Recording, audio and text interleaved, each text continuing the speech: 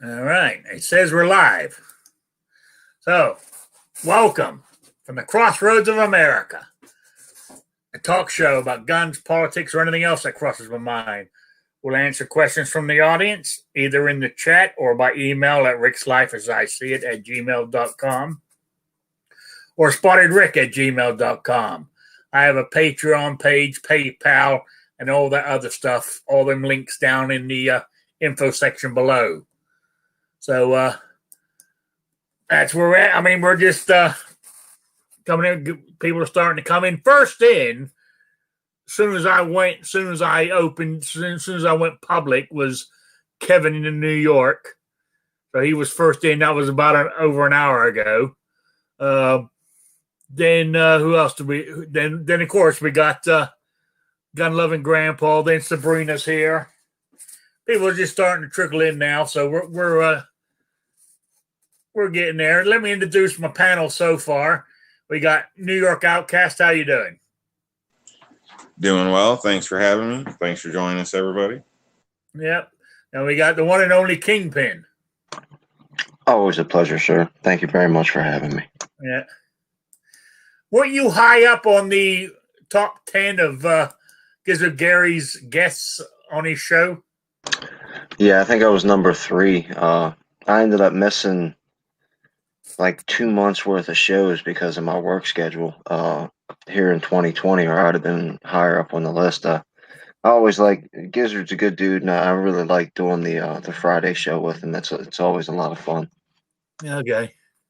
All right. Yeah, because I was watching that. Oh, I was watching that. Was it this morning I watched it or yesterday? Whenever he put it out. Anyway, I'm biding time here, waiting for people to drop into the chat. But yeah. So I got at least I've got 4 correct answers to my quiz.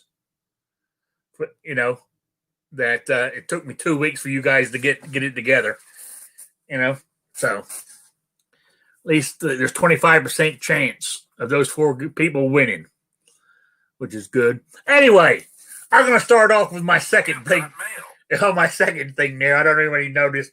I said the 10-second intro sucks. It's a pet peeve, right? What I'm talking about is, for argument's sake, you've made a video. You're doing say for argument's sake, the Glock 17 Gen 6 has come out.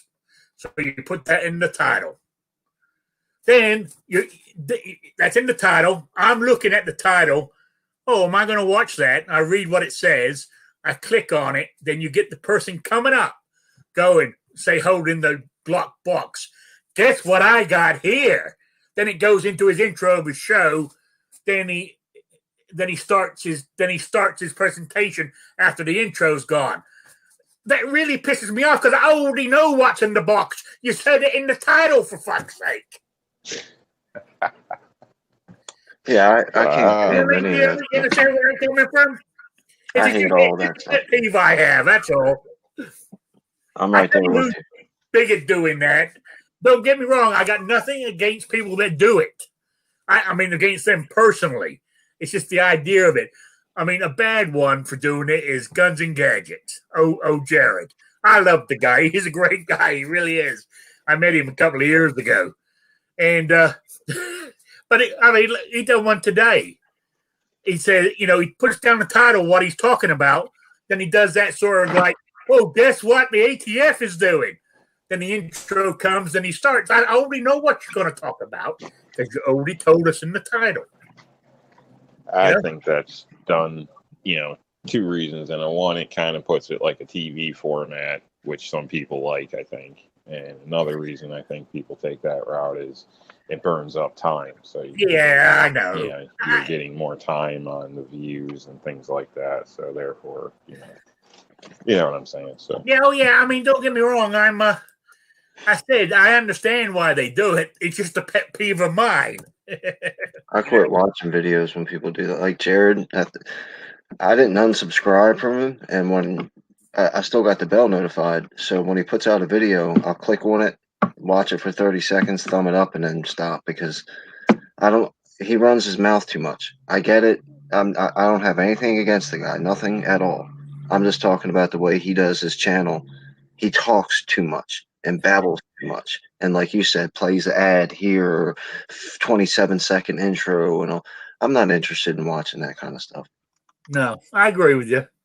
I agree with you. But he is a big influencer now. He's up to almost just shy of 300,000 people. So in the gun tube world, I mean in the gun tube world, I mean in the Second Amendment world, that's big.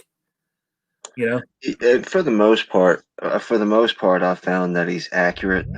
There's been a couple times where he's put out videos where I've had to comment, especially when he's talking about Maryland. And hey, dude, you got that absolutely wrong. I don't know where you're getting your information from. I try to do it in a polite way because I know he's not going to, and it's more for when the other people reading the comments, leaving comments. But like I said, nothing against the guy. I appreciate what he does. I appreciate how knowledgeable he is. It's just as far as the video watch, I'm not interested in watching all that. Just get to the point, man. Let's get on with it. Yeah, I know. I said that was a little. I said it was just a pet peeve of mine. I just wanted to get it off my chest. I thought I might as well do it on air instead of doing it off air. You know. Hey, Clover, how you doing?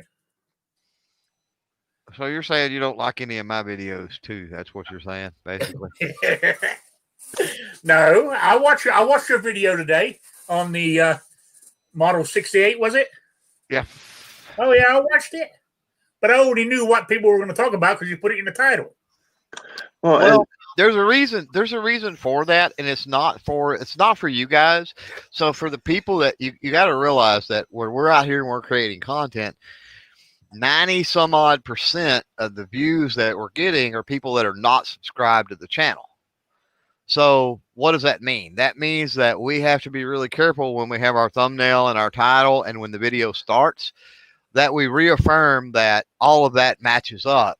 In other words, we don't have a video of a naked chick with a rifle and there's nothing about naked chicks in the video. You know what I'm saying? Because people, if the title and the thumbnail and the first like 30 seconds of the video don't match up, people are going to click off of it. And so you have to kind of reaffirm that. And so it's not what I'm saying is the reason that that's done is not that we do that for you guys because we understand what you guys want. We do that for the overwhelming majority of people that are not subscribed. Well, the difference, since you brought up your video specifically, the difference thing about your videos and say Jared's is you have a lot of visual aids. Like you know, you've got a background, you've got a firearm or some ammunition or whatever that are helping. And Jared's kind of just sitting there talking. So yeah, rambling when you're just sitting there watching somebody talk kind of is off-putting. Where as opposed to if you're getting really deep into detail about a specific gun, at least I can look at what you're talking about. Well, and I totally agree. Jared could be much bigger than, and this again, I say stuff. I know Jared well, talk to him regularly. So, not saying anything here. I always like to put that out. It's not like I'm talking behind anybody's back, but I know for a fact, Jared does not see himself as big as he is, right? He blew up really quick. And he's still in this mindset like he's got just a few thousand subscribers or something. Yeah, he is. And so his content, while it has evolved, you could definitely tell if you go back to his older stuff and follow along, he's getting better. It's evolving. But I totally agree. He needs a format similar to the Gun Collective, right? He's there. He's got a green screen and some other stuff, but he needs some visual aid to go along with what he's talking about, even if it's just random pictures, right? Like if he's talking about the ATF braces, he needs to have in the background a picture of the ATF offices and then a picture of a firearm with a brace on it and different things as he's talking along. Because one of the things that you do, again, it goes back to the vast majority of people that watch your stuff have a very low attention span. So what you've got to do is you've got to have transitions, you've got to have visual aids, you got to be doing something, right? Every few seconds. I would say definitely within every 20 seconds or something like that. You better have something popping up on the screen. The scenery changes, there's a transition, something visually changes about every 20 seconds. Cheating by Daisy Dukes. Well, that's true too, I guess. If you've got, there's other creators of the other sexual orientation out there that they could just stand and talk and.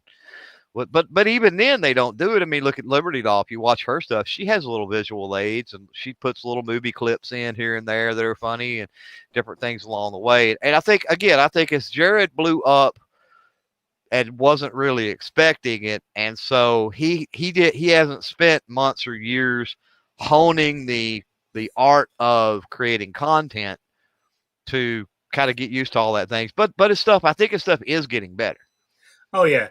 Oh yeah. I mean, you're right. He blew up fast, and people latched on because of his 2A information that he was keeping track of, what was happening in the courts and all this kind of stuff. Right. Now, what Kingpin brought up earlier about something he screwed up in Maryland or something like that he didn't have right.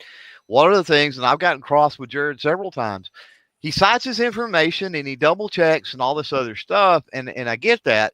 But the conversation I've had with him is he's getting his, if you get your information from a crappy source, regardless of how much you double check that, if I go to one source and it's like, okay, it's saying X, Y, and Z. So then I go to another source and another source. Well, I've got 3 sources that back up X, Y, Z.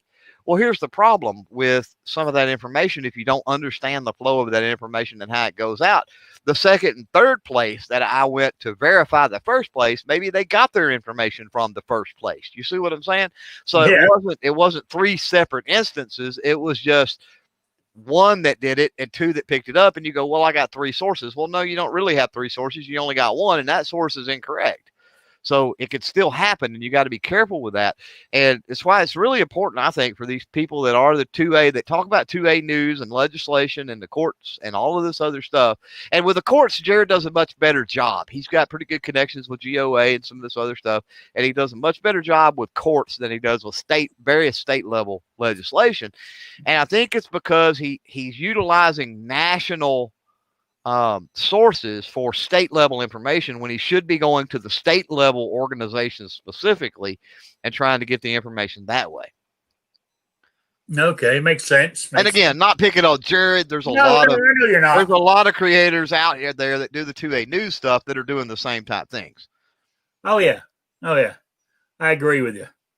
So anyway, Willed and Well Armed has joined us. How you doing? I'm real good, Rick. Thank you for having me. And good conversation. I was caught in a rainstorm and couldn't get in my car and kind of stuck in a patio. All right, no problem. Yeah, so anyway, back to what it originally was. It's just a pet peeve of mine. That's all. I just, I read the title, then I watch it, and I'm thinking, I know what you're going to tell me, so why just bypass this part? But you're right. I understand. You're doing it for people who have never seen your show, So, as I said, I have nothing against people who do it. It's just a pet peeve I have. That's all I was saying. Yeah, I got a haircut. I gave it to myself, and I took too much off. I'm almost bald. So, I was too lazy to go out to the barbers, so I done it myself. Just shaved it, basically. So, that's how I do it. Done it that way for years and years. So, hardest part to do is because with my arthritis, is my right hand is getting it up behind my head. It hurts. I can't do it, so I have to reach way over here with my left, and it, sometimes getting that hair right there at the back is damn hard. Takes me ages to do it, but after doing it for years and years, if you're in a hurry, you can still leave spots. So and that looks funny. So New York, how often do you cut New York? What's that? How often do you cut your own hair? Like weekly? Probably once a week. Yeah. In the past, it was twice a week, and there was a time I was forced to get a haircut when I wanted it or not. So. It was just a normal thing.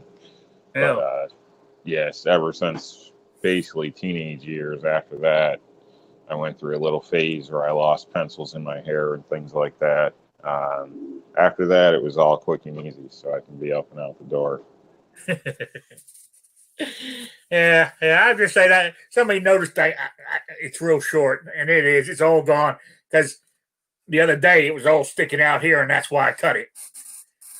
I mean, I used to have long hair when I was younger, but it just annoys the hell out of me now.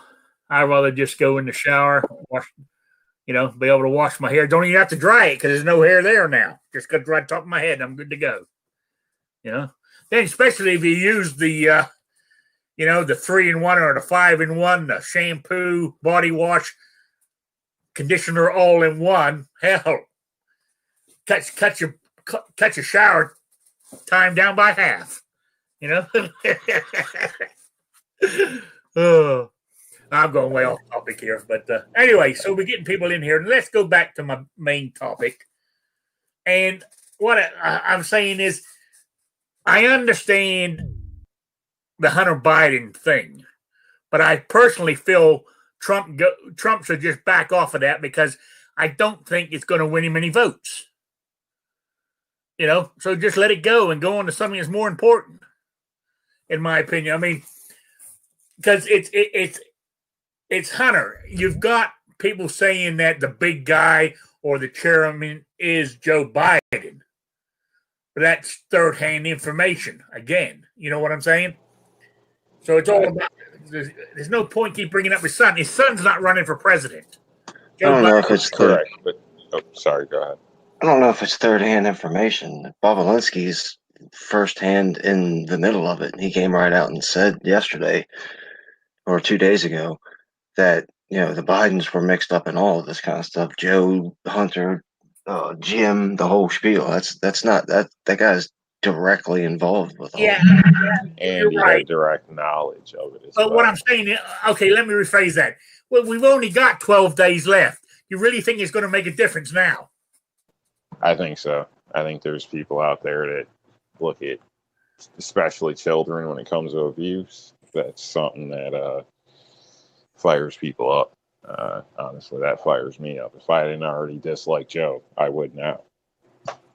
There's this guy named Frank Luntz.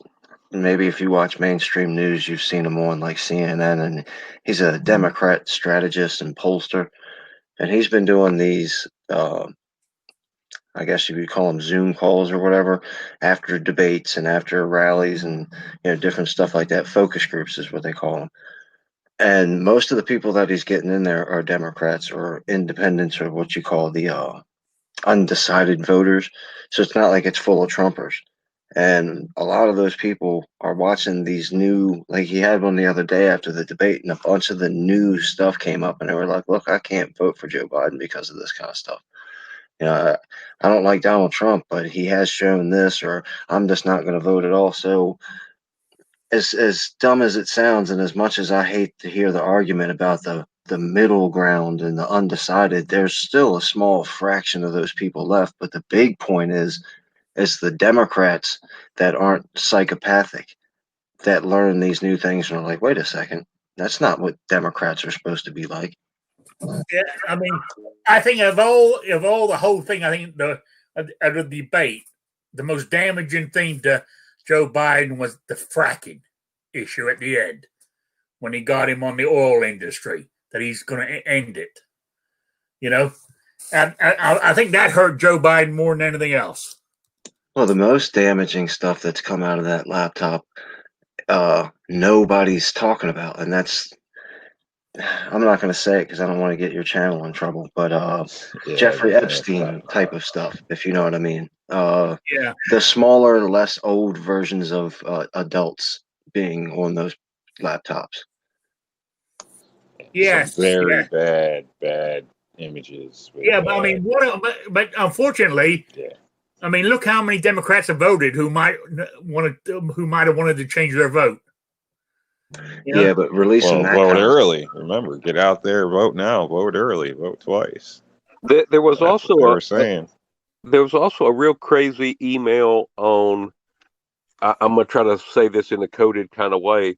He was dating his brother-in-law's wife after his brother Bo died, and he had a 15-year-old niece, and he was okay with her seeing him walk without articles of clothing on smoking ROCK on Facebook, but not in person. And he told the sister-in-law girlfriend that it was. I mean, I'm trying to say as coded as possible, but it's crazy, you know. A family like that should be studied so we can avoid having more of that, not put up for the presidency. So, I mean, okay, here's a question for you guys. After the debate, do you feel more confident that Trump's going to win? I was never not confident since 2016. When I woke up and seen that Donald Trump was president in 2016, I said he'll be president again.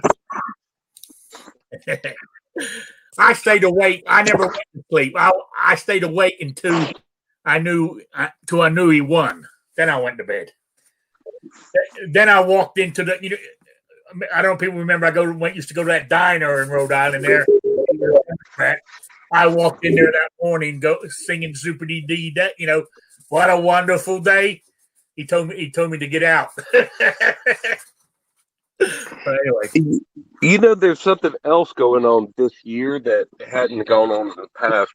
States like Colorado, they've taken away their vote of their own citizens, and they said whoever wins the populist vote, we're going to throw our delegates behind that. So Colorado people, doesn't matter what you vote, whatever the populist goes, and they are under the auspicious thought that it would be a Democrat, but Trump is going after, you know, California votes, New York votes, Hawaii votes, Illinois votes, and he's going to get those votes, and he's going to win.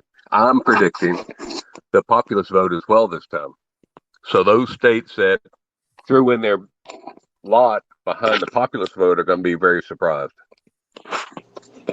So it makes me curious. But is that legal? Because isn't the electoral college meant to be what the people want in that state? Yeah, I don't know. I mean, that's up for, you know, up for the Supreme Court, and I don't think it's going to the Supreme Court, so nobody's really challenged it. So I think it is legal until it gets challenged. It's a little bit hairy. I don't know exactly how it goes, but the dummy version of it, which is why I understand it, is things like super delegates. They can, and regular delegates in some cases, but I'm pretty sure that all your super delegates can vote whichever way they feel like it, regardless of what the popular vote tells the electoral college in your state to do. They have autonomy to change their vote if they feel like it. That's the dummy version. I might be completely wrong, but that's the way I understand it when it comes to that. Here's a question for you scholars out there. I know I basically know how the electoral college works, but who is the electoral college? Is it actually a person? Each one of the, you know what I'm saying? They're delegates set aside by the state election boards and stuff like that. So how do you get to be one of them? You grow up in a politically rich family and go to Harvard and Princeton. Oh, okay. All right. You know, because I just wonder, because I've never been called to do a poll. I've never been called to do anything. All I get is I get a lot of, because I'm a registered Republican, I get a lot of their bullshit in the mail. You know, I get a lot of the Trump stuff and the Republican stuff in the mail, and I quit filling it out because the only thing it was doing was costing me a stamp like every 3 weeks. All the polls from as soon as they started sending them to me to the ones they sent me last week are exactly the same, word for word, exactly the same. So I stopped filling them out. It's cost me 47 cents or whatever a stamp cost. Forget that. And then on the internet, when I first got signed in and allowed them to send me emails and all that kind of stuff from the different campaigns, you could fill out the poll with your email address. Now they require your cell phone number in order to send the poll through. So I just delete them all now. I don't even bother. Okay. Oh, Rich White says a super delegate are only in the Democrat primary. They don't exist in the general election. To do what Colorado is doing is unconstitutional. Cool. There you I was go. hoping he was out there. What's up, Rich? Yeah, Rich knows his shit. I don't know where he gets it. To look at him, you wouldn't think so. But he knows his stuff. Most states are constitutionally bound. Most, and I don't know the list, but I know most states, the Electoral College is constitutionally bound to vote with the winner of that state. You know what I mean? Yeah. But not all of them. And like I said, I don't know the list of who is and who isn't, unfortunately. So, I mean, theoretically, so what we're this year, if Trump wins Colorado, they could still give all their votes, all their Electoral College to the Democrats. They can. Now, whether or not that's constitutional, that's the argument. They can make whatever decision they want. But like I said, some states are actually constitutionally bound to do it. Yeah, but say that happened, argument's sake, say he wins Colorado and they give all their votes to the Democrats. And those amount, I don't know how many votes they have, Colorado. But what happens if that makes the difference between winning and losing? Joe Biden hired over 600 lawyers when he got the nomination for presidency to run as the Democrat candidate. It doesn't matter. None of your votes matter. None of that stuff matters. It's all going to matter when the lawyers are sitting in the courtroom hashing it out and fighting it out. Because at least that's Joe Biden's plan, is they're going to throw so much chaos involved in every way that they possibly can that it has no choice but to go in front of the courts. I just looked. There are 11 states that now do it. So that's almost 25% of the state. All Democrat states. I was afraid if I got too deep into the article, it'd kick me off this group on my phone. I'll go ahead and say they're all Democrat states because I remember right after Donald Trump was elected, Gavin Newsom, Andrew Cuomo, and a bunch of those other idiots got together and decided that they were going to try to do that kind of stuff to try to steal the election. Oh yeah. That's what it's all about. They want to be in charge. They want the power. It's not. I mean, they talk about we the people, but they don't believe it. It's we. You do what we say is what they want. And that's it's as I said the other day. It's not Trump and Biden. It's freedom or socialism is what we're voting for. So, and I'm going for freedom. Okay. That's why I don't understand how more people don't understand that, because I've been screaming it to the top of my lungs. This has never been about Donald Trump the whole time, and it's always been about Donald Trump to everybody. This is so much more important than who the specific president is at this point in time. Yeah, you're right. And I'm hoping that people, the ones on the fence, they keep saying it's a small percentage, but a small percentage might make the difference. So I'm hoping. I think he's going to win. Last time, 2016, I said he was going to win without any reservation. I'm saying he's going to win, but back in my head, there's just a little thing. I think if he doesn't win, it's going to be because they did something crooked to make it happen. Well, the Democrats are still split. You know what I mean? And they were split back in the Hillary because of back with that, because people say, well, she was such a bad candidate. Well, yeah, I get that too, but then there's multiple elements. There's moving parts here. And one of those was how they screwed over Bernie, right? And so you've got a certain section of the population that's still disenfranchised. And on top of that, you've got Trump, which has pushed a lot of Democrats way further left than what most Democrats are. So you've got several other factors in play too that I just don't see. I don't see Biden being as strong as even as strong as Hillary. Supposedly that Bernie thing, there's some relevance or information on that as far as this laptop deal, which technically there's 3 devices, MacBook Pros, not just one. So there's, as it was brought up earlier, a lot more information than what's actually being brought out. So Bernie Sanders was in on it. Bernie Sanders didn't get duped once, and he didn't get duped twice. He duped all his supporters twice. Some are saying it could be a national security risk to release that all to the public. Like me, Well, I mean, the public will lose their crap. You know, when you look at James Clapper, you know, he voted for a communist president candidate. Why was he even allowed to be in the CIA, much less the director of the CIA? That was John Brennan. But yeah, he proudly voted for Gus Hall. Sorry. Yep. And James the FBI Clapper's sitting famous. on it since December. That should mean something to people too. Sorry, Kingman. James Clapper's famous for saying under oath that he not willingly spied on every American. It was unwittingly. And then when they asked him why he lied, he said, because it was the least untruthful thing I could say.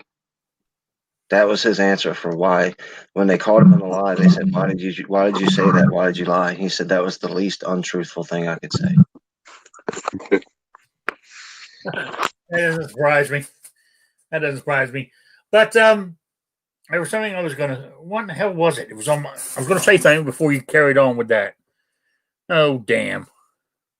It's gone. It might come back to me. Isn't he the one that also said that Trump was a traitor?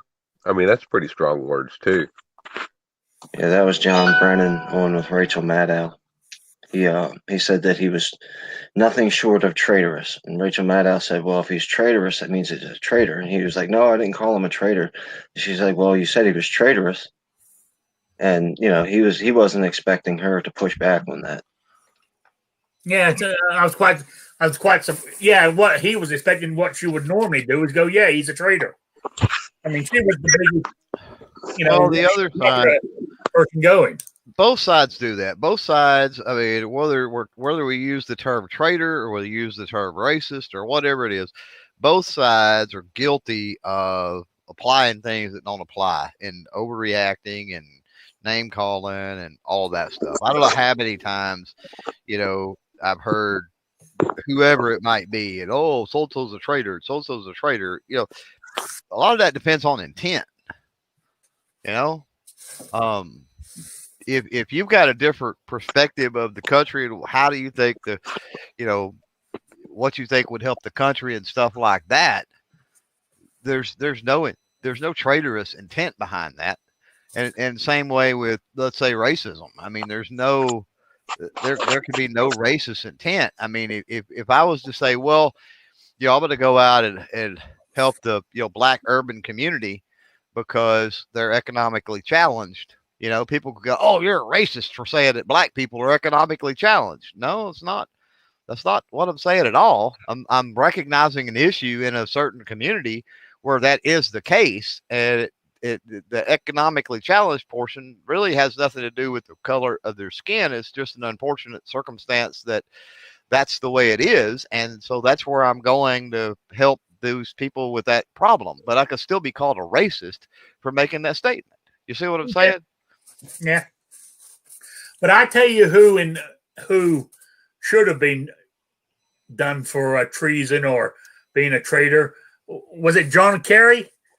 Was it beginning of Trump's thing or whatever, where he went to, was it Iran, trying to make a deal behind, Well, no, he went to Iran and he said, don't deal with the president. He won't be there that long, basically.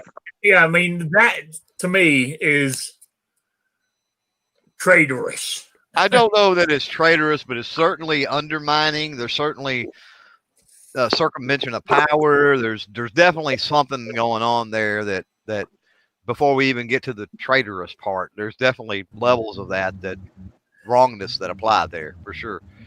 I'd throw Hillary in the ring for Benghazi. Yeah. To my knowledge, she was Overwatch on that. That was her area, and that was a load of crap. You know, there was a general that was fired from AFCON right after that happened, and he's been bullied into silence and still hasn't come out. That's what I don't understand, why he's never been, sought out and investigated and found out what he had to say and why he was fired. And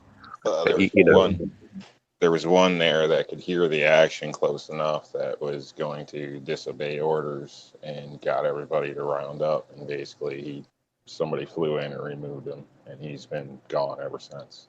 Yeah, but why hadn't he been interviewed? Why hasn't he become public? Because he doesn't want his family to find out he committed suicide with 2 shots in the back of his head. I think different elements of the government were doing different things, and instead of somebody biting a bullet and publicly taking a risk or whatever, they kind of overlapped, and everybody sat on their hands, except for the guys doing their job that were basically slaughtered and left to die.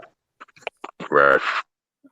The problem with the term traitor is traitor has a specific punishment that comes along with it, and that's capital punishment. It's an executionable crime. So,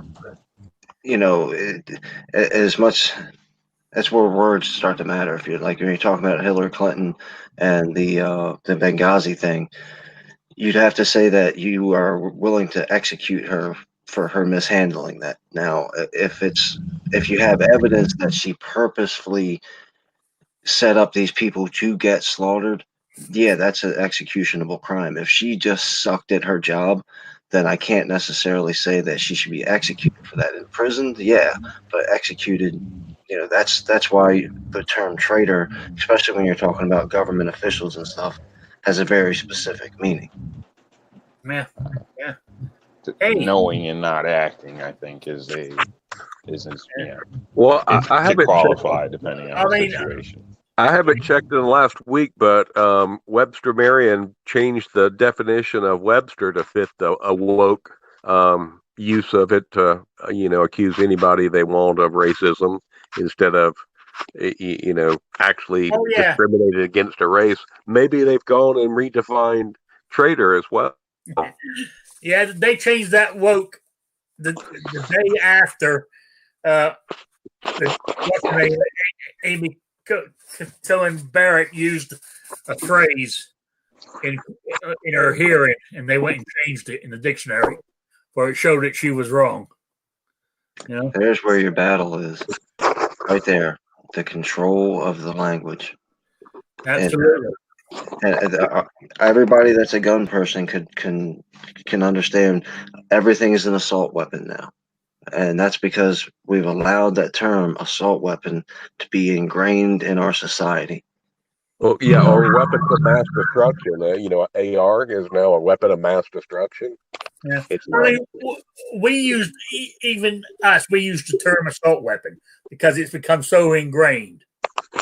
Well, a lot of us have been using the term peaceful protest and civil unrest and women's health care, all this other kind of nonsense that they're changing. Or saying AR stands for.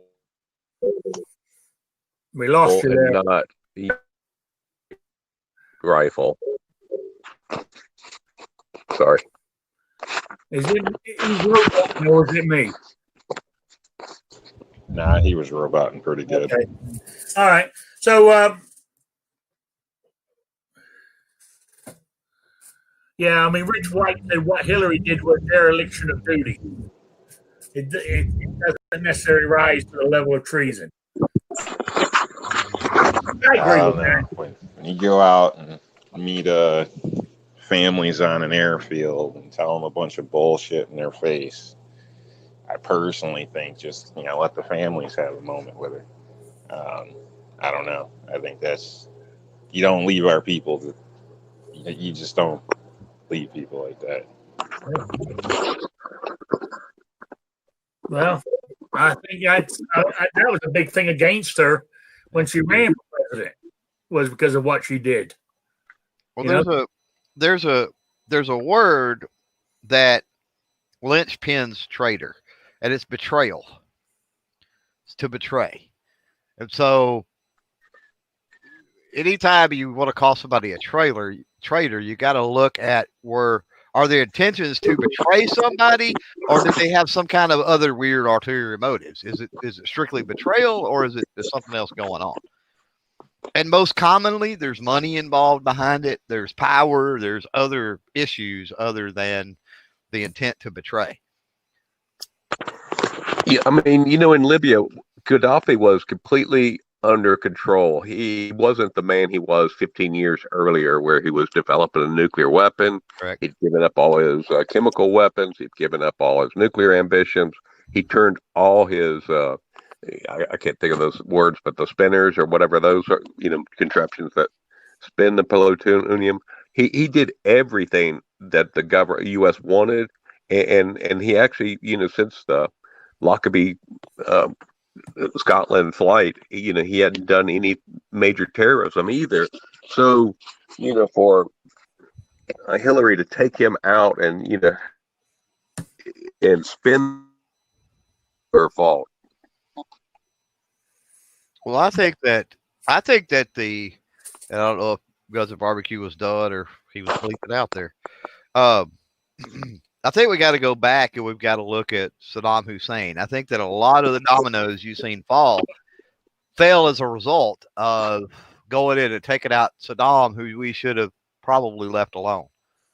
Not indefinitely, but I don't think going in and getting him in the way and for the reasons that we went in there and did it, I just don't believe that was right, because what happened is when we did that, we didn't have a contingency plan. There was no contingency plan for that, which was really weird. And so it created a power vacuum. And then that happened, and then the dominoes started to fall. Then we had the uprising in Iran that went on. And then if you remember Obama, that was a perfect time with clandestine operations and other things to potentially topple the caliphate in Iran. And Obama just sat there and watched, protesters and young Iranians die in the streets, literally. Where that could have been an opportunity seized. But anyway, you had that go on, and then you had Syria, and then you had Egypt, and then you had Lebanon, right? You had all these dominoes that started to fall, and I will contend till the day I die. The first domino that started all that was Saddam Hussein, taking him out. Yeah, and we've had a 20-odd year war going on. He was not a good guy. He was a horrible guy. I agree with that. I'm not going to argue the merits of his goodness or anything like that. But he was a crazy uncle that kept that area in check.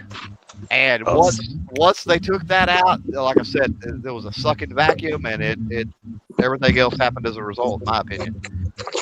Basically, right back to being on us, in a sense, if you follow it back, because Saddam was our guy. We're the one that gave him the gas that he killed 230,000 Kurds with. Sure. So, we supported all that. We supported ammunition, funding, all types of stuff. Besides other stuff people don't even talk about. But yeah, well, we've supported Iraq in non-publicized ways since back in like the 70s, with issues going on with Iran. You know what I mean? Because Iraq and Iran have always fought.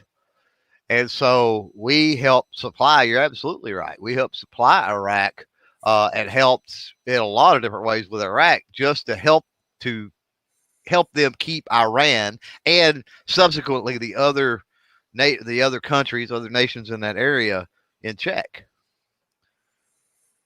That kind of stuff's never going to stop. That's global politics. No, that's political war gaming, whatever you want to call it. Yeah. And the United States will stand up and say, hey, look, all those Iraqis and Iranians died, not one American died, and we still got our goal accomplished, if that's the way, they look at it that way.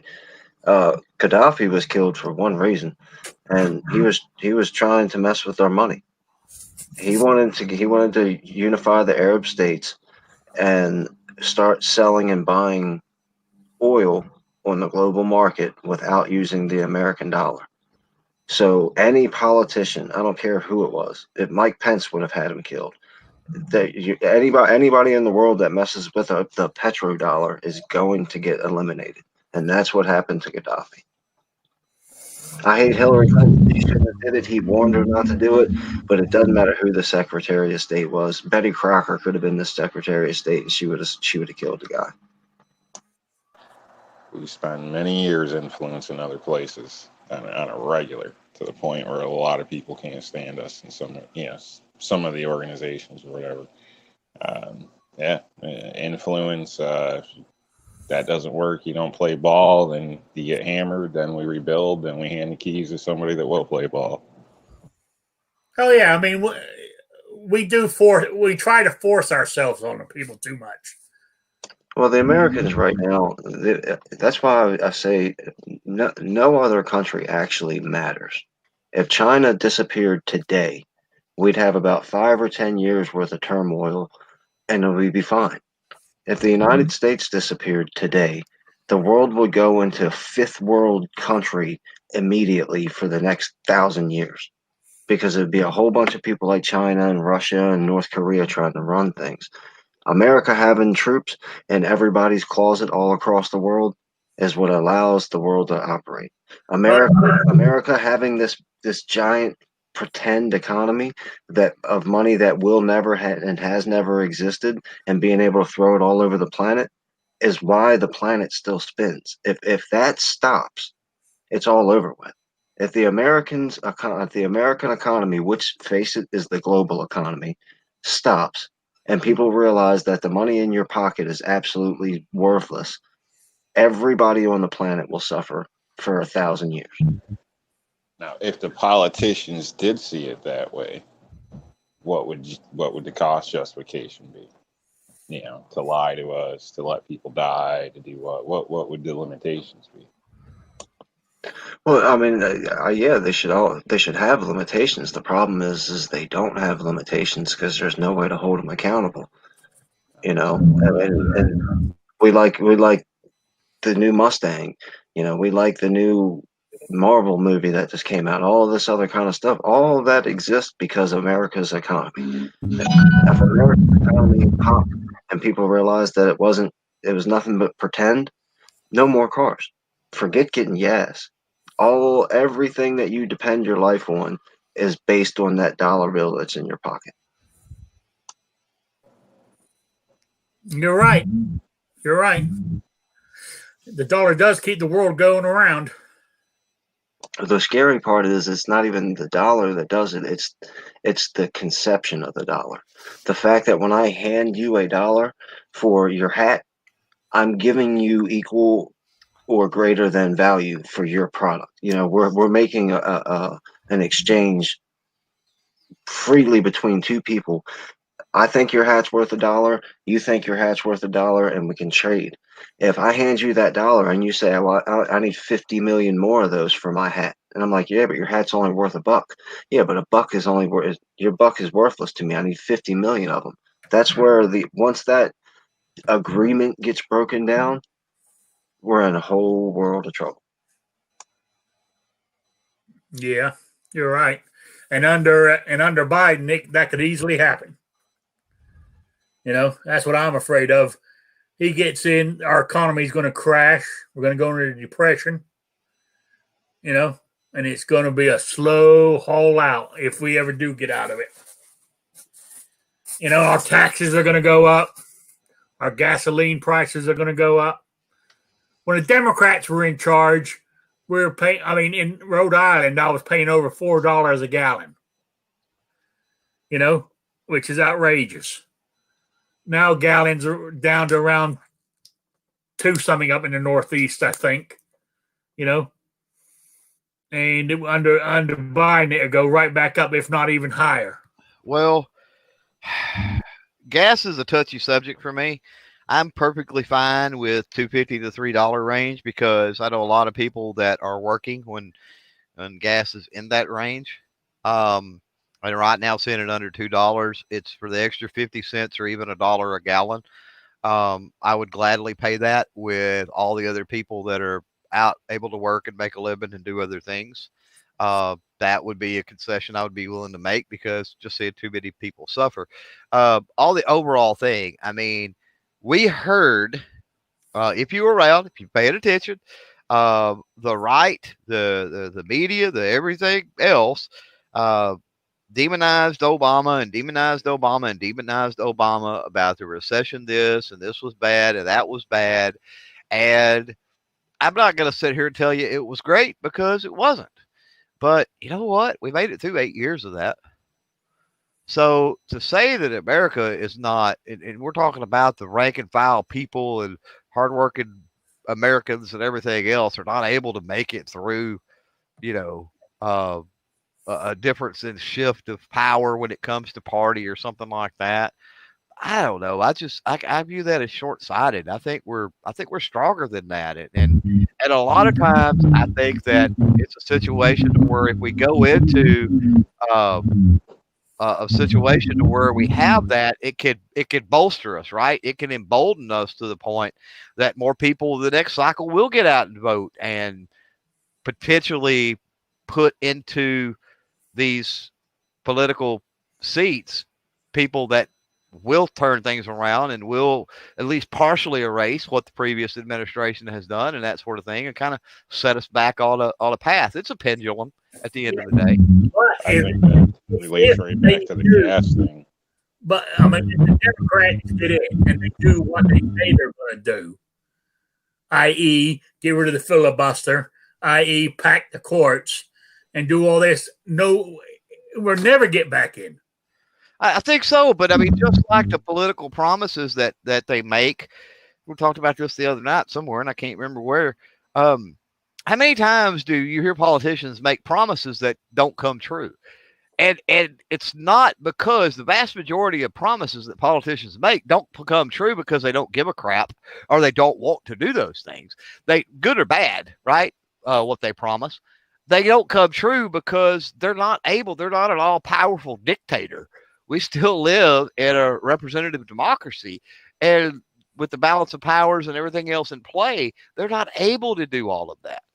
Well, Clover, look at the first 2 years of Obama when we got health care. Imagine if they changed the rules where it wasn't just 2 years, but it was a total of 8 years of nothing. So if you have a supermajority of Democrats in the Senate and the Congress and in the Supreme Court and president, all four groups are all Democrat controlled. They wouldn't care if we came marching with ARs downtown DC. They'd still do what they want to do. They know they're not going to be voted out. They can't be voted out at that point. But I think that they also walk a fine line when it comes to economics, when it comes to social unrest, when they're in power. It's easy when they don't have that control you're talking about. It's easy for them to scapegoat and say it's this person or that person or this thing or that thing. When they've got total control, they have to tread a little bit softer because they've got nobody to blame at that point. They don't have scapegoats. It's true. True. You know, your mic is all wonky now, Rob. What was that? Rob's mic is wonky right now. He keeps unmuting, but his audio is not coming through. It's sounding like wind or something like that. Oh, sorry. I kept trying to get a word in, but then would mute out when I couldn't. So what do you got? Get your word in now, then.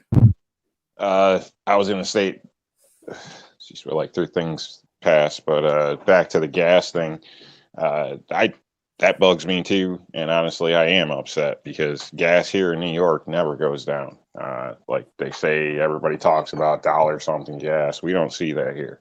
It might hit the ports here, but the way we get taxed, we're getting taxed for, like he said, for other people that are having hard times. Well, around me, a lot of people would rather smoke dope and ride the system than get off their ass, which falls back to almost the Obama time, where everybody gets something for free. You get a free trophy for showing up. Here's a free phone. We're going to buy you a house, all this crap or whatever, which most of it was bull, which leads into the third point where, yeah, politicians don't have the power they claim to, just like the fact with some of the stuff Trump said. The general public probably doesn't know that. And, let's face it, I mean, you can call them the GDP or whatever, the generally dumb population, but most people don't have a clue until they do. So they foolishly believe that. And then that lies in the media hammer and everything. So in a way, we're just getting screwed from every angle. You also got to listen to some of the things that people say, because you'll hear from the left and the right. It doesn't matter. Every version of person does it. They, I don't want a dictator. We got a dictator. The government's too big. The government's too strong. I don't want the government telling me what to do. And then, a buddy of mine, we had this conversation the other day about all the riots and stuff. He's constantly talking about less government. I don't want Donald Trump a dictator. He's trying to run the office. And then we talk about the riots, and he's like, why didn't Donald Trump go in there with the military and just clean them all out? That's all his fault. He's not going to get elected because of that. Well, you're an idiot. Listen to yourself. You say you hate a dictator, and then you beg for the dictator.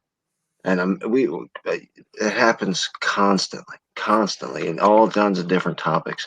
People say they want freedom, but then they want somebody to force that freedom on everybody else. Hey, you can't have it both ways. You can't hate having a dictator in the office, and then when you're ready for him to start dictating, yay, dictator. Yeah. Going back to that, I mean, I'm going way back to the debates. Did anybody notice that no Second Amendment shit was brought up in both of them? Was it even brought up in the vice president's debate? They're not going to allow that kind of stuff because the Democrats have a terrible platform when it comes to the Second Amendment. And even though they're free to say it on their campaigns and get caught in YouTube videos all over the place, they're not going to go on national television and against the Republican candidate and throw out two vastly different things. And the primaries and all that, it's all different. But when it comes down to this side versus that side, those moderators know that the Second Amendment is a bad spot for the Democrats to go. There's no room to play there right now. Is part of the issue. Kingpin is partially right with all this. To answer your question about the vice presidential debate, no, it was not brought up. But it's kind of a no-win for any of them either way they go, because under Trump, somebody could easily point out that we've had more federal regulation than we did under Obama, which doesn't bode well for Trump. So, but then Biden's not going to bring that up, because then that makes him look pro-gun, and he certainly don't want to do that. That would possibly turn away his base. You know what I mean? Yeah. And so, and the same way, Trump's trying to keep that middle ground of voters that gave him the presidency back in 2016, and he doesn't do that by talking just outright like he did before. You haven't heard him say this cycle, the assault on your Second Amendment rights is over. Your assault on your Second Amendment rights is over. Have you? There's a reason, and that's because he got some of that middle of the ground vote, and he's banking on that again. And if he makes those statements, that's likely not going to happen. That's why Ghost put out a video the other day, and I made a comment about he was talking about the presidential candidates and their stances on the Second Amendment. And I think that's where a lot of us expect everyone else to understand the Second Amendment like we do. And maybe we need to do a better job of that in our lives, is teaching these politicians and teaching these representatives that the bump stock is the Second Amendment. A carry permit is the Second Amendment. 10-round capacity is the Second Amendment. They don't see that. So, for instance, Donald Trump can go around and say, I'm going to protect your Second Amendment right to keep and bear arms. And that's all they ever say. They never get detailed into it. He's never going to say, your 30-round capacity AR mag slung over your. He's never going to say that, because slinging an AR over your shoulder isn't Second Amendment to these people. Just you can have a gun, period, in this country is enough Second Amendment that they care about. And they don't understand that. And we need to be a lot more vocal about that kind of stuff. Your FOID card is a violation of the Second Amendment. Your AR magazine bans, violation of the Second Amendment, period. There is no, I don't need to talk about, accessories versus firearm, all that. Just don't touch my stuff. And they don't get that. Yeah, you're right. You're right. That's what I was going to say is that they don't understand that. And you're right. We need to start teaching people that. Because as far as they're concerned, long as you have a firearm, you're bearing arms. You're owning, and even if they ban everything, and you're left with just a revolver and a shotgun, as far as they're concerned, you got your Second Amendment still because you still own those. Well, they would start coming after those next, right? Oh yeah. That's the thing. The Second Amendment. These Nancy Pelosi and AOC, well, maybe not AOC, but Nancy Pelosi and her staff understands that the Second Amendment doesn't talk about guns. They want to take your karate class. They want to take your bear mace. They want to take your nunchucks. Any kind of defense, self-defense. They don't want you defending yourself at all. Go back. Here's evidence.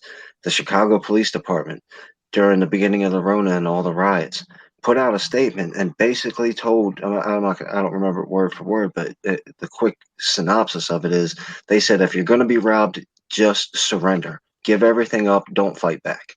Just give up. That's what they told their citizens. Because a bunch of people were getting robbed and saying, hey, what are we supposed to do here? Let me get a gun. They were like, no, just give up. Give them your money. Don't fight with them.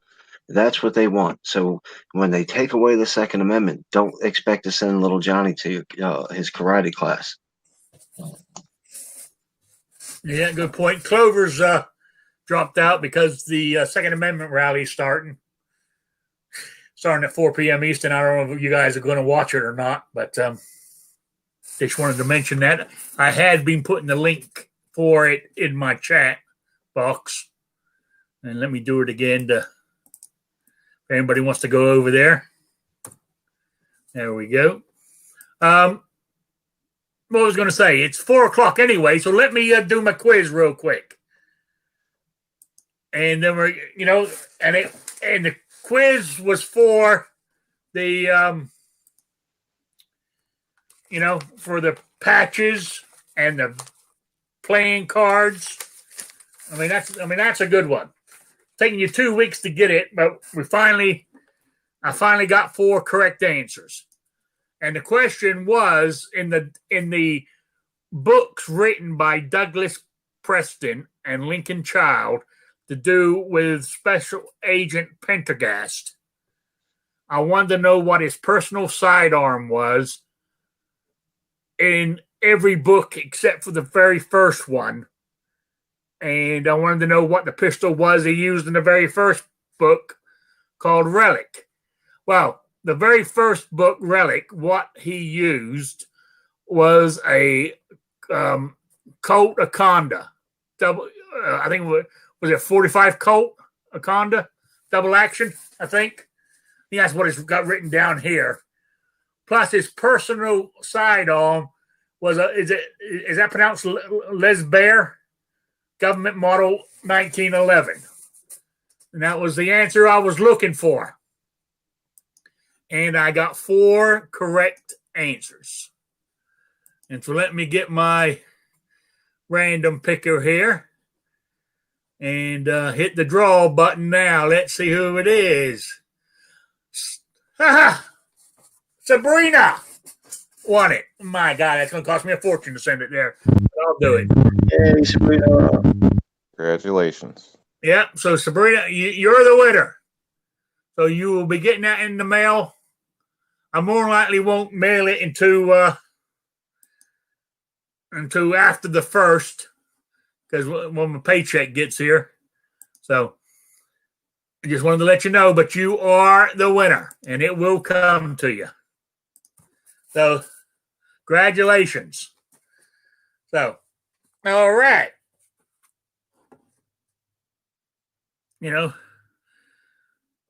It was the largest of the Colt snake guns. Yep. And actually, I had a friend in Rhode Island that had all of them. I've shot all of them at least once. back in the day when I first got into shooting when my hands didn't hurt so much. So, all right. This week's question is a real easy one, and that's for just a normal swag pack. I got it here somewhere. Here, it's got stickers and some patches in it. So, and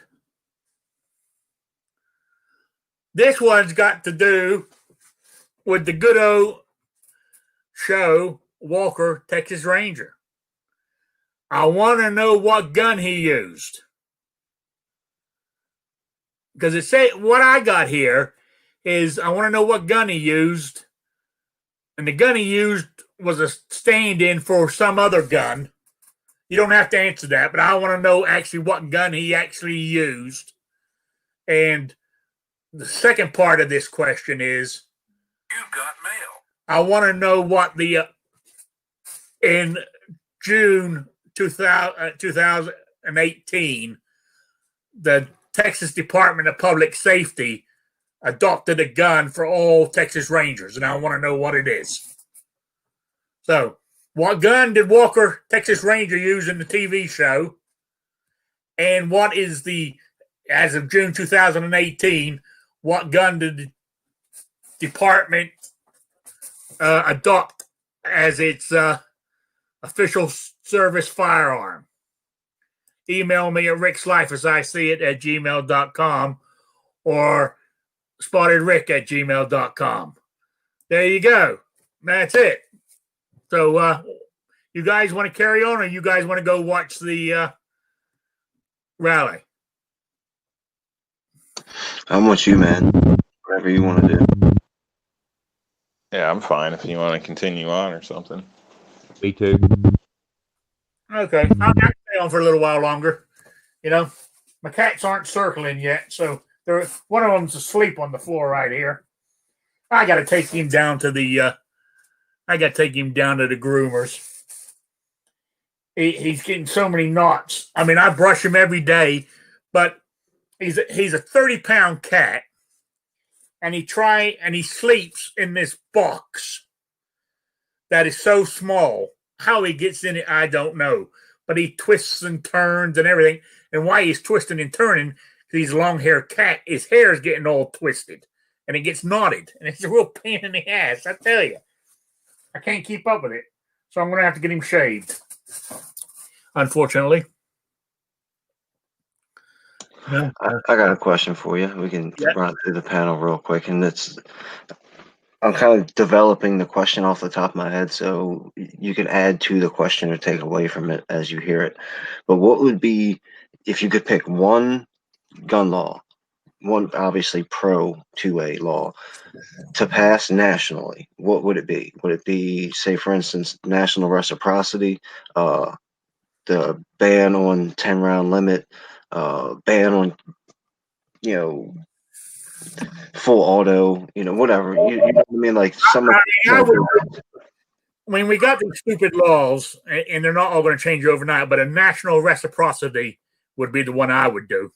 Well, this is a dreamland. So you wake up tomorrow, and this law that you're about to say is nationwide, the new law.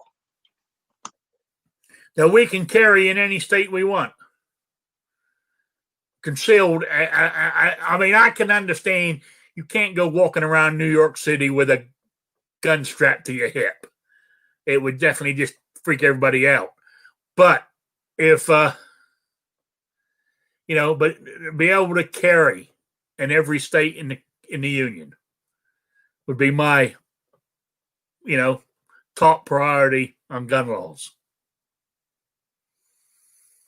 So that's what I think. What about you, Will, and Well Armed? I'd say get rid of the NFA. I mean, they kind of killing a couple birds with one stone, but if that'd still be one law, right? So that'd give us the SBRs, take that law away, take away the automatics, take away the silencers. So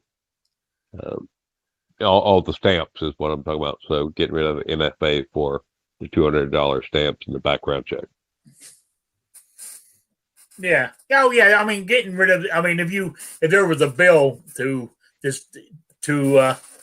dismantle, is it? Would that be the word? The NFA? Yeah. If that, yeah, I mean, that would work. But I guess I'm not. See, I'm new to guns. I've only been doing it, come up 4 or 5 years. I think just over 4 years now, in the guns. And so I'm not denying you can have them, but I personally are not into NFA items per se. When I think of that, I know there's more to it than that, but when I think of NFA, I think of silencers, short barreled rifles. That's the two things that come to my head. But I know it's more than just that. But that's me anyway. Anyway, what about you, New York Outcast? One law that's hard. If I could make a law, it would probably be something like legal's legal, and that's it. So NFA doesn't apply. None of this state boundaries or anything like that would apply. I think if you're legal, you're legal. It's just that simple. And that people would say it's crazy, but that goes all the way up in the tanks or whatever. If you got the money in the land and you want to play your own war games, that's on you. Obviously, if there's an issue, the response is going to be dealt with evenly or preferably overmatched. So, keep that in mind. But yeah, don't let the drunk uncle drive the tank, the common sense. Maybe there might need to be insurance in some cases for some things, but I personally don't think, it should be a problem. You're never going to stop people from going crazy or people from, I don't know, one day just hitting a switch, but you can, protect yourself from that day. Okay. Rich Wright says getting rid of the NFA does not get rid of the GCA or the Hughes Amendment. So, all right, Kingpin. So, what would yours be? I don't know. When I first started thinking about it, the national reciprocity, concealed carry reciprocity, and I'm even for open carry, was probably the top of my mind. And then, everybody else has made good points to the NFA, and Rich White, the Hughes Amendment. I'm probably just gonna stick with my original answer and say if I could snap my fingers and have one thing pro 2A nationwide tomorrow, it would probably be well, in a perfect world it'd just be I'd read the Second Amendment and everybody would go, oh yeah, okay, now I get it. But it'd probably be the concealed carry permit for nationwide. Yeah. Oh yeah. I mean, in the perfect world, that last line shall not be infringed. So every gun law you have should disappear. But in reality, we know that's not going to happen. I think we have more chance in the next few years of getting the national reciprocity than we do anything else. I reckon we could get that before we get rid of the NFA, to be honest with you.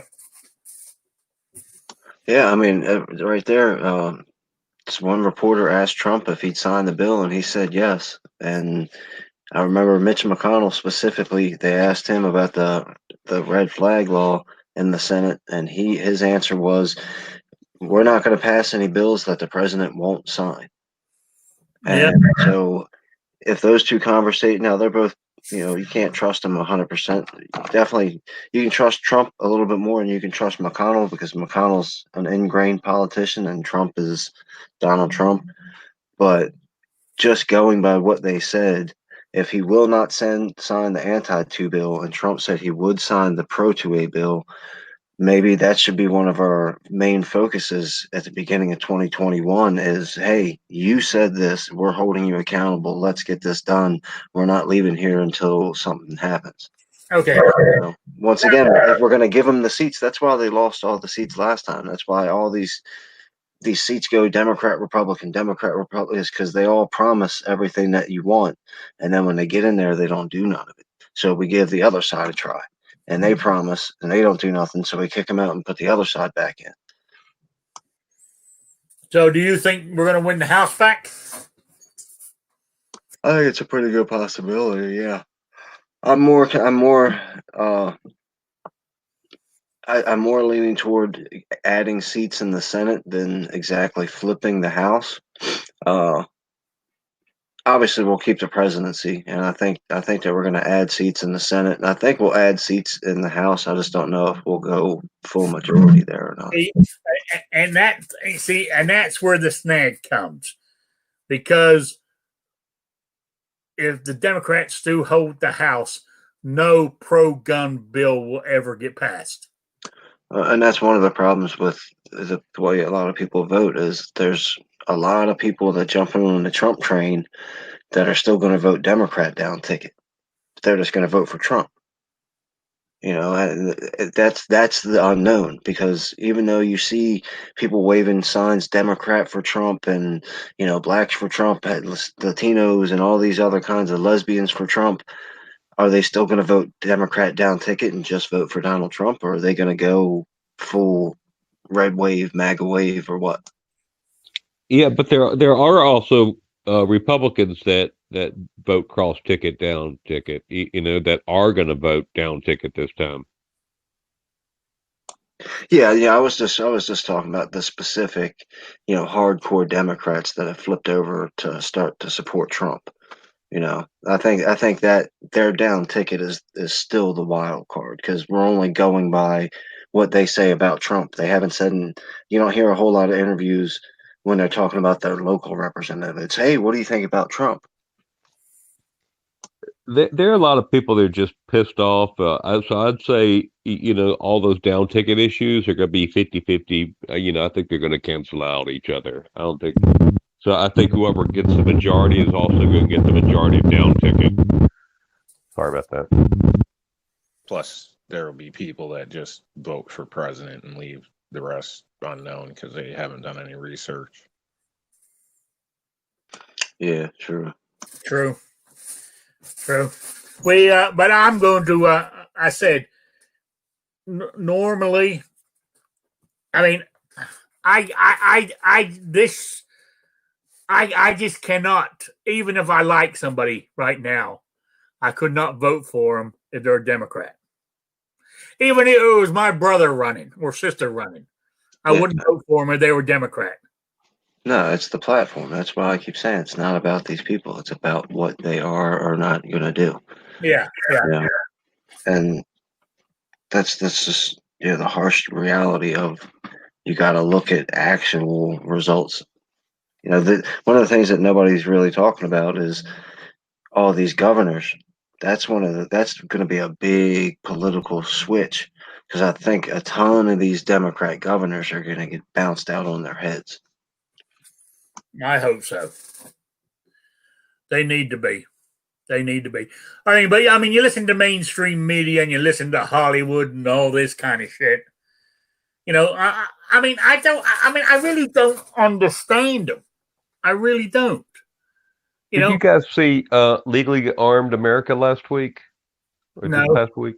He's been inviting all the Democrat and Republicans and just asking them 2A questions. And there was a Democrat 2A, pro 2A guy there. And he wasn't real pro 2A, but, you know, just definitely loves his guns, loves hunting, loves, you know, self-defense, you know, the whole gamut.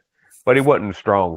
You know, he'd be willing to give up a 30-round magazine or anything above, you know, so he was kind of, but the comments you read, I mean, people were just ripping this guy left and right, you know, so, I mean, but that's the 2A community only, you know, but I don't know how many followers this politician brought to that, but I didn't see anybody that saw that and really came to his defense, if you know what I mean.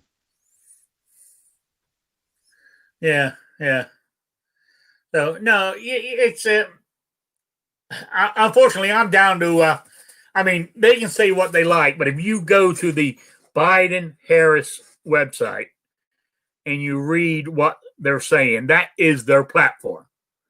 That is because they are the leaders of the Democratic Party, and so that is what that is what the Democratic platform is. You know, you can have. Yeah, go on.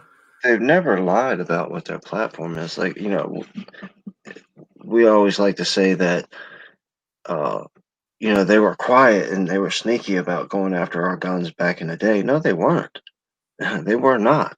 They just weren't as loud as they used to be. They used to they say we're coming for your guns back 20 years ago. The platform has never ever changed. The Democrats are going to. You're right. You're right, and I don't think they're willing to spend political capital on that issue, and they had things that were more important like healthcare and uh, other types of Democrat beliefs. But I mean it's probably ranking number 5 or 10 on their list, so it doesn't get immediate attention because the Obamacare took a lot of political wind out of their sails, and they lost in 2010 because of it, and lost the Senate and the House at that point. The biggest problem that they have with Obamacare is when they got caught lying about it, instead of trying to go political, they got boisterous. And the guy, I can't remember what his name is, but the dude that wrote like the thesis or whatever you would call it for Obamacare was on an interview recorded saying how stupid Americans were and how he tricked everybody into believing it. Obama himself came out and said that the Affordable Care Act is designed to fail so we can move on to the next thing. That's where a lot of the political capital got spent and where they got burnt is when they got caught lying about it.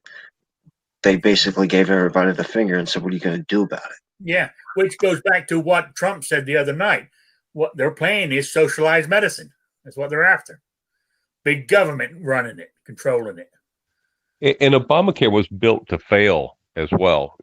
So it fails, and it only works better if we go total, single payer. So that's the slippery slope type of thing. Yeah. And I mean, that comes down to that. I mean, that's the same thing. Like even like with today's private, if you have a what in the hell's the word for it? Not a PPO plan, but what's the other one? Medicare for all? No. It's just, I can't remember what they call it now. Oh, current things. Well, like a company paid one? Yeah, I mean, you have one that's a preferred provider organization. Then there's another type of medical that you can have, which is normally cheaper, but it's done. You're talking about an HMO? Yes, that's it. Yeah. Now, an HMO is what's scary about those is, if you are dying of something and they figured it's not worth the money, they ain't going to pay for it. To me, that's scary. That's another thing. Once again, is where we need, as a people, need to be a lot louder and a lot more involved than we are. It's all a lie. The whole political thing about healthcare is a lie, just like every other political thing that they say. They use terms because people don't pay attention well enough. Now, what is the whole fight? The whole fight isn't over healthcare services. It's over healthcare coverage. Now, I could cover you guys with healthcare. Rick, you're covered. I got you covered for healthcare. You don't have to worry about anything, and you're never going to get any services done. Look at what the people who have to pay for it did. Their rates have went through the roof and their deductibles have went through the roof. So they're paying for a health care that they can't use. But people don't understand when they talk about giving you government health care, people think I can go to the doctor anytime I want and see a doctor and get health care services. And that's not the case. What they're going to do is they're going to send you a little letter that says you're in the healthcare coverage club. You're now insured. Well, you can't afford to use it, and no places accept it, so it's no good, but you're covered. I'm in the VA, right? And sometimes I'll go there, I'll set up an appointment, I show up at 8 o'clock, my appointment's at 8:30. I sign in and they say, you don't have an appointment, you're not anywhere here. and it's just like what you're saying. If they're booked, they'll just fucking lie to you. Excuse my language. They'll lie to you and just say there's no appointment. I have to send the appointment from my work phone address to my cell phone address, take the appointment, then the letter, I have to take a picture of the letter just to say, here's my appointment invite from this person on this date, and here's the reminder letter I got last week. And they go, oh yeah, I see you now. But otherwise they would just, in another time at the VA, they said, my bladder, I can't feel it. It gets overpowered. They said, you need to have a bladder augmentation or you're going to lose your kidneys in the next 3 years. I'm like, well, how long's the waiting list? And they, that's the problem. The waiting list is 5 years. But if you write your senator a letter, you can get it done in 6 months. And I'm like, that sucks that I have to beg and grovel to a politician to get an unnecessary surgery in a decent amount of time. You know what I mean? And can you imagine if everybody in the country were stuck in on that same principle? And that's the perfect example of what I was saying. I've had the terrible misfortune of working with the VAs in Maryland and Washington, D.C. years ago, and they were atrocious places. I wouldn't want one of our good soldiers to go there to get a haircut. But that's the perfect example. Shut up, you're covered. Now they can go on TV and say every single serviceman or woman that comes home from foreign soil is covered with government insurance. They can't ever use it, and it sucks real bad when they get a chance to use it, but they're covered. That's what Obamacare did. The 20 million people that got health care coverage, 19 million of those people can't afford to use it anymore. Yeah, you're right. You're right there. I don't know what the answer to that is, to be honest with you. I really don't. Tell the government to shift off. Get out of my healthcare. That's the answer to all of our questions is less government. Oh, if you yeah. got less government involved in your bologna sandwich, your bologna sandwich is going to be better. Yeah, I mean, the government, anything they've touched, they've screwed up. It's just a known fact, Hey, different subject. What do you guys think about there are some gun channels out here now that are saying, don't vote for Trump, do a write-in. And then another channel is, we were actually better under Obama than we were under Trump, because of the bump stock ban and him even talking about the red flag law. But I mean, I think, Gun Channel has some responsibility, and, I'm not saying that they don't have a choice of being who they want to vote for, but, I think it's responsible to let people know who has our best interest, because it's not just, when Nancy Pelosi or Chuck Schumer starts to twist people's arms, they're not going to vote for 2A. That's pretty far down on their list. You know what I mean? Oh, I know what you're saying. Those channels that do that, I think they should be, what's the word for banished from the 2A community, to be honest with you. I'm right there with you, Rick. I think my advice to you is if you listen to a channel that advises you to do that, unsubscribe and never watch their channel ever again, because they're stupid. I don't care who they are. And I don't care if they're my best friend. If one of my best friends is out there saying that person is an idiot. Well, which ones have you seen? I'll drop my cards on the table and tell you who I've seen. I've seen all of them. I listen. The main two that I don't subscribe to everybody like most people do, but the main two that I think, off the top of my head, everybody knows these. He drives me crazy. He's the Yankee Marshal and Never Enough Ammo. I'll add Terribly Tactical, and I can't say this one because I unsubscribed from him, but it's Canadian somebody. I don't remember, and I don't want to say it's Canadian Ballistics or Canadian Prepper, but it's one of those two, I believe. That's Rich White said excommunicated. That's the word I was looking for when I said they should be excommunicated from the 2A. I missed a little bit of this, but I think I got the gist. I'd just like to add, I don't know. I think people should vote for whoever you want to vote for. That's your right. Whether you line up with some of our channels or not, or whatever, that's it's America. I may not agree with it, but he has the right to do it. Like, the problem is, you can expect people to not be happy with the decision. I mean, those channels. It'll never happen if nobody ever tries. So I'm not going to convince somebody because they tried it. I don't. But that's just me. But where I'm going with this is those channels are influencers. I'm not an influencer. I got 240 subscribers. I'm a nobody. But once you get up there, people listen to what you're saying. And, if he said it, it's got to be true. Can you imagine? I mean, okay, a lot of people don't like him, but take Hickok 45. He's got 5 million subscribers. What happens if he said, well, you shouldn't vote for Trump, you should vote for Biden because it would energize us? I mean, 5 million people, say only half of those vote. That's 2.5 million votes going to the wrong side. Didn't Barack Obama pass like 23 executive orders against the Second Amendment?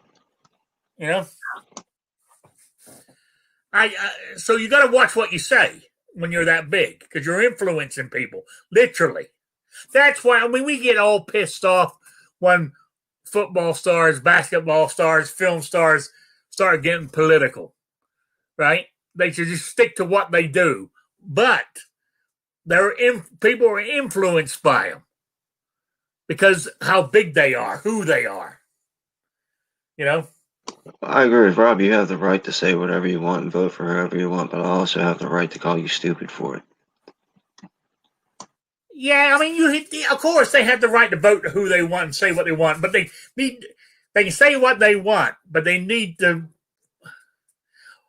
Yes, if you're out there, down the bar and you're with your friends and you're, all talking, you have a right to say that. But when you're running a channel and you got all these subscribers, a 2A channel. Well, they could just be right about it. I mean, how many times have I been on this channel and had to talk about take the guns first?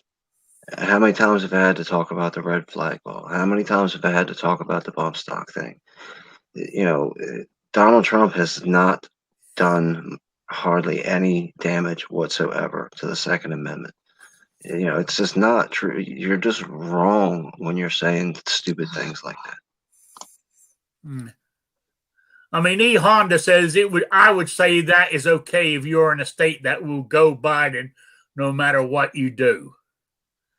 Oh, say you vote for somebody else besides Trump? See, I don't agree with that either. No, because those 11 states that vote with the populist vote would count toward you. So if you live in New York, you vote Democrat just because it doesn't make any difference.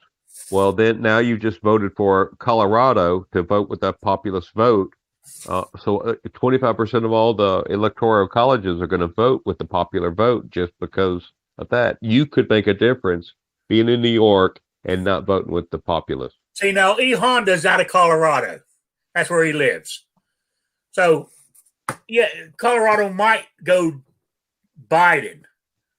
He might win the electoral college. But no, not necessarily. But if enough Coloradans vote where Trump wins the popular vote, right, then that state says that's who they're going to vote for, whoever wins the popular vote. No, they go off of the national popular vote, not off of their own state's popular vote. Okay, I'm with you. Yeah. The national. So if Hawaii, California, New York all vote majority, or not even majority, if they just vote 50 or 49.9%, but the rest of the red states take it over the I mean, we were only 400,000 votes last time from having the populist vote, plus the electoral. So if we won those populist votes, then those 11 states would have to vote on Trump. Yeah, yeah. So Colorado will go Biden no matter what I do. I am still voting Trump, and that's not true. On what? That. So I mean, so for argument's sake, if Biden wins the electoral college, but theoretically he's ahead on the electoral college, but Colorado hasn't voted yet, right? And see, I don't see how that's going to work the way you're explaining it, Will, because how are you going to say Biden's won if Colorado hasn't put their electoral college votes in yet until they get the national vote? Yeah, so their vote won't be in until the national vote is in. So they wait till California, Washington, Oregon, Hawaii, Alaska are all in, and then they see, okay, the populist vote went for Biden, so those 11 states all go for Biden. If it's Trump, all those 11 states go to Trump. See, Honda said, no, Colorado gives 100% of our vote to the winner of the popular vote in Colorado. Has nothing to do with the national vote. Rick, look at the article I just sent you about 40 minutes ago. Honda lives in Colorado. I was just reading what he's telling me here, you know. Did you see the email I wrote you about 30 minutes ago? No, I haven't. Okay. Okay. Okay. All right.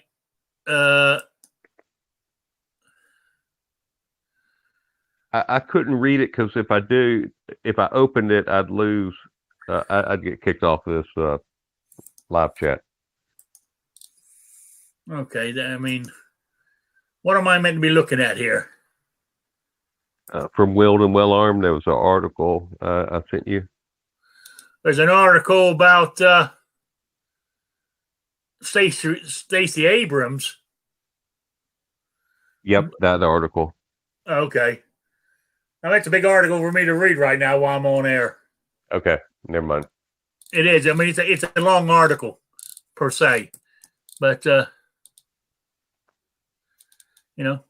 I will read it though. We can always bring this one back up next week. We still got another week before, before the election. So. And Wednesday, I'll read up on it as well and make sure I understand it fully. And okay. Honda, I'll look at the Colorado law as well. Yeah. All right.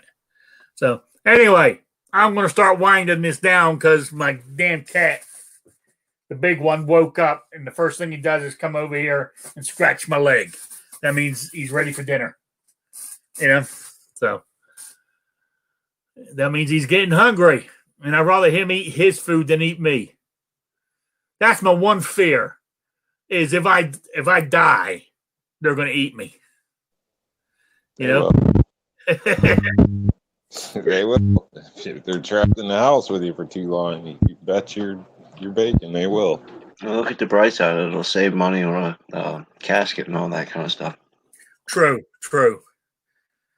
I mean, that's why, my relatives asked me that. They said, what happens when you go? And I said, just roll me in the ditch. I said, as far as I'm concerned. They said, we can't do that. I said, well, I go the cheapest thing to do would be to cremate me. I said, so cremate me and just throw my ashes into Mitchell Creek. Well, they're not trying to be nice, Rick, when they say they can't throw you in a ditch because it's like a $2,000 fine for littering in Maryland. Yeah. But I told them just cremate me and spread my ashes down at Mitchell Creek that was named after my family. I said, that'll work. Now, if you sign up to allow them to use your body for science, they'll cremate you for free. Will they? Yes, they will. I'm a donor. I'm an organ donor even at my age, everything except now this sounds strange to people. Everything except for my eyes.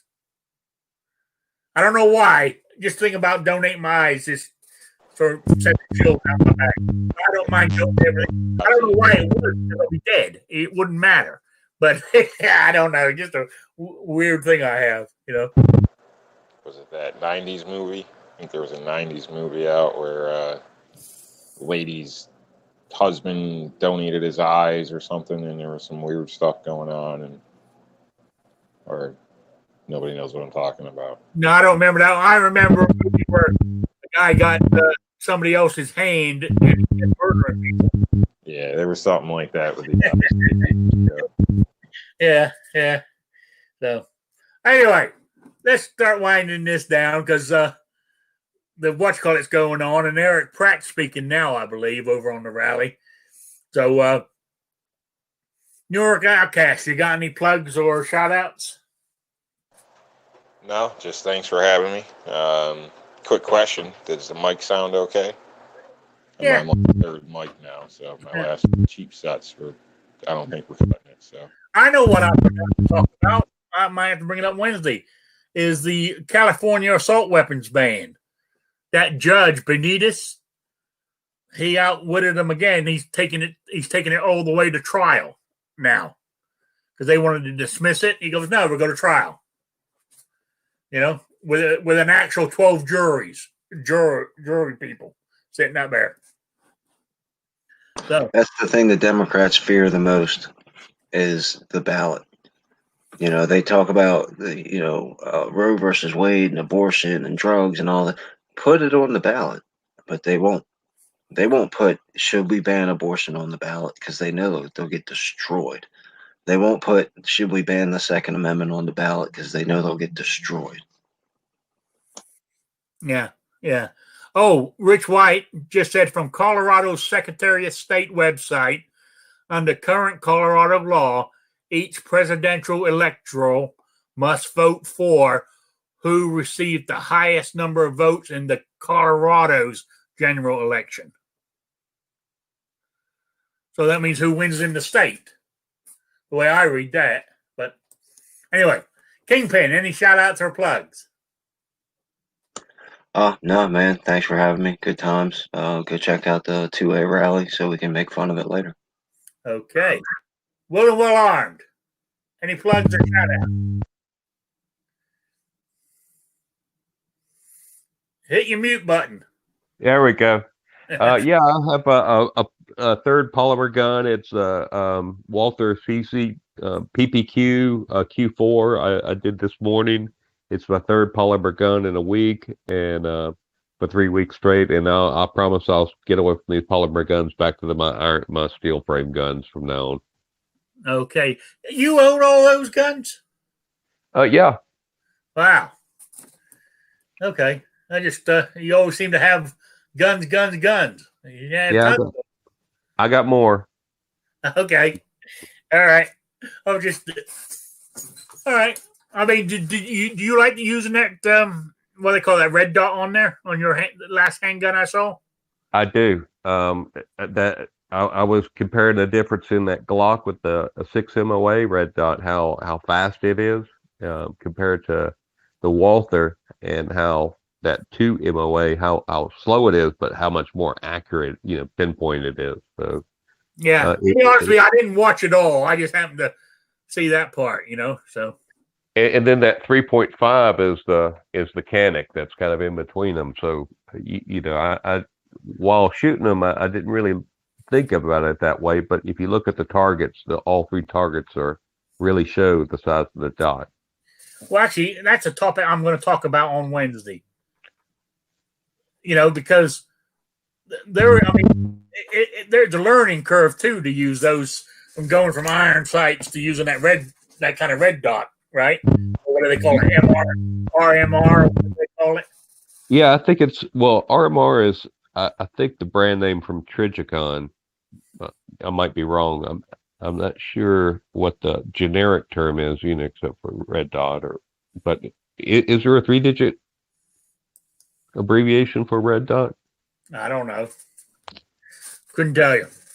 All right. I'm not sure. I would think that's a good topic. Kevin in New York said G Webs is doing a simulcast of the rally. If folks want to go over there when I close up here. So thank you for the info, Kevin. Have I got everybody on the shouts and plugs there? Yeah. Okay. I want to say thank you for everybody for showing up. Even you, E Honda. It's always good to see you. Haven't seen you for a few weeks. Appreciate it. And I do read most of your comments, guys. But as I said before, we talk so much here. Sometimes what you actually said, we're 2 or 3 topics past that by the time I can get a word in edgeways with this crowd. So it's not that I'm ignoring you. It's just trying to fit it in. So I want to say thank you to everybody for being here. I will be back on Wednesday at 7 p.m. So I want to say thanks. Good afternoon, everybody. And we'll talk to you later. Goodbye, Sabrina. Bye, Sabrina.